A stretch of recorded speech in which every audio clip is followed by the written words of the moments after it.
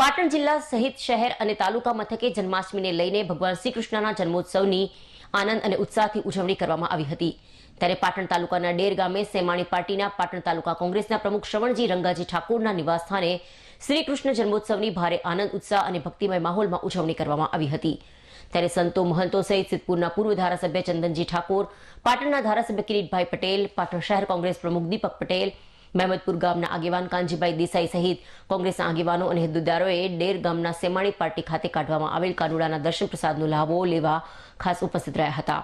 ત્યારે શ્રવણજી ઠાકોર પરિવાર દ્વારા ઉપસ્થિત તમામ સંતો મહંતો અને રાજકીય આગેવાનોનું શાલ ઓઢાડી સન્માન સ્વાગત કરવામાં આવ્યું હતું।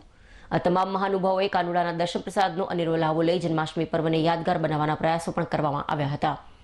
સેમાડી પાર્ટીના 1200થી વધુ લોકોએ દર્શન પ્રસાદનો લાભ લઈ જન્માષ્ટમી પર્વની અનોખી ઉજવણી કરી હોવાનું પાટણ તાલુકા કોંગ્રેસના પ્રમુખ શ્રવણજી ઠાકોરે જણાવ્યું હતું।